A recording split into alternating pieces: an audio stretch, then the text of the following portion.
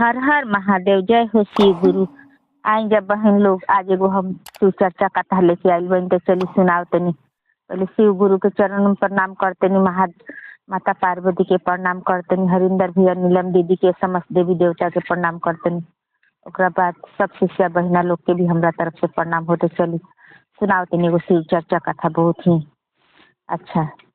एगो गांव में एगो पंडित रहन, एगो पंडिताइन रहत रही। तो उ लोग के सुबह सुबह उ पंडिताइन उठ के अपन घर द्वार साफा करत रही, अपन काम में लागल रही। एगो ब्राह्मण ऋषि अइलन तो उ कहतन, ए बच्चा कुछ खाए के हुई तो दे दा। तो कहली कि ठीक बा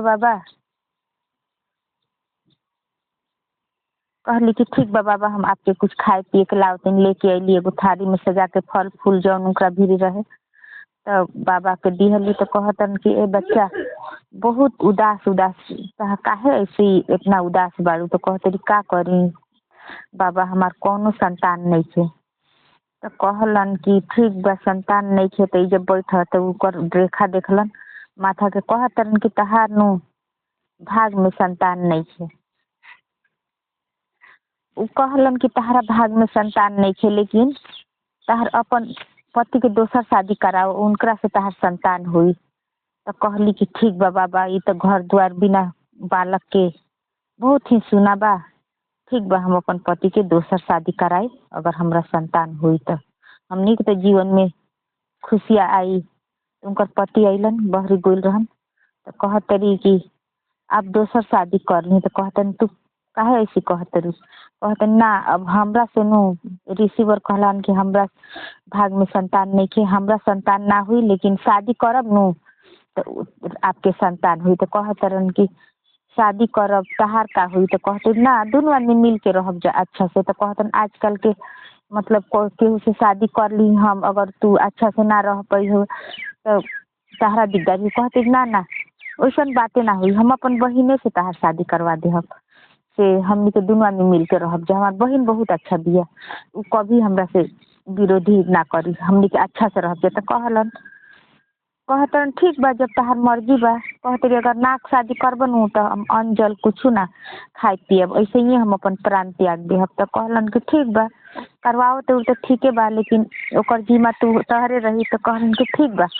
उ गोइली अपना बहन के घरे। उनकर बहन शंकर भगवान के पूजा पे बैठल रही। तो थोड़ी देर इंतजार कैली। तो कहली देख ली कि हमार बहन आइल बड़ी। तो कहते रही कि हे बहन काहे खातिर आइल बड़ू। तो कहली कि अगर हमरा कोनो चीज के दरकार हुई तहरा से मांगब तो तू का देबू। तो कहली काहे ना देब बहन दीदी, हम तो सब कुछ ही तहरा के दे देहब, जान मांग के भी देख ल। तो कहली कि ना ना, जान ना चाहिए कि तहरा के हमरा पति से शादी करे के पड़ी, हमरा संतान हमरा भाग में नहीं खे, तहरा शादी करे के पड़ी। पंडित जी कहलन कि हमार पति के मने दोसर शादी हुई नु तो उनका से संतान हुई, से हमनी के कैसी ऐसी रहब जे बिना बे औलाद।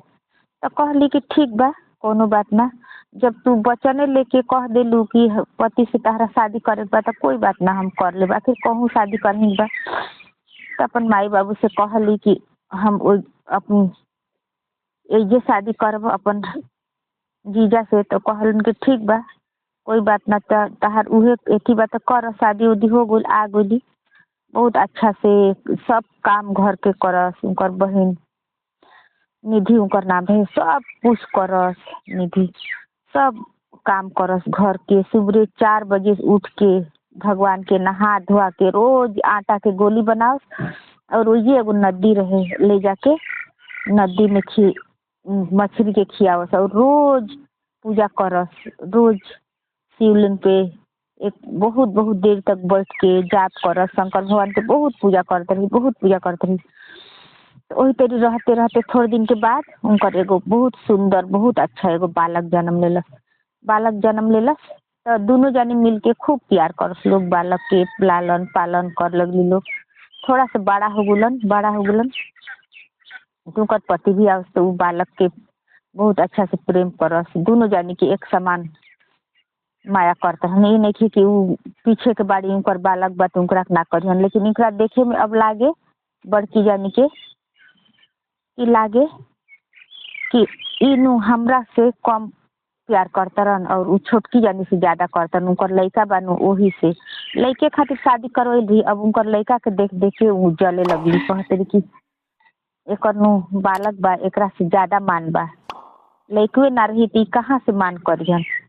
जब वो थोड़ा बड़ा हो जाता रन उनकर बालक 6-7 साल के, तो का कैली उ सुतल रही 4 बजे आधा राते में उठ के उनकर लइका के मार देते रही। मार के ले जाके जौना में रोज जाके पूजा करते रही, आराधना करते रही, उहे नदी में तालाब रहे झील, वही में ले जाके फेंक देली। तो पूजा उजा कह के अली, देखते रही जाई अपन अब बालक के जगाई। तो देखली तो अरे हमार बालक तो है नहीं के खून के छीटा बा। तब जाके खूब रोए लगा तरी। उनकर पति रहतन उनको को बोलावत रही, कहते देखी देखी रिसीवर पे का हो गल, हमार बालक कहाँ चल गल, कहाँ चल गल। सगरी खोजे लगली, खोजत खोजत खोजत खोजत खोजत कहूँ नहीं खन मिलत, कहूँ नहीं खन मिलत। उ रहियन तब न मिलियन। और उ बड़की जानी भी अनजान बन के उहो ए तरी कर तरी कि जैसे हमरा पते नहीं कि का भूल बा। और मार के तो उहे फेंकले रही। तब उ जाके शंकर भगवान की भीड़ खूब रोए लगा तरी।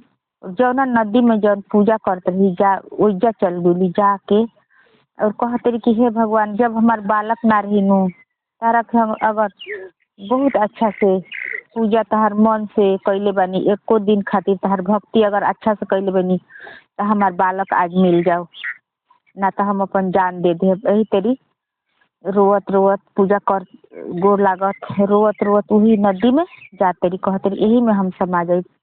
जाते ही तब तक शंकर भगवान वो में से नदी में से तालाब में से प्रगट हो जाता रन और उनकर बालक के साथे ले ले प्रगट हो जाता रन।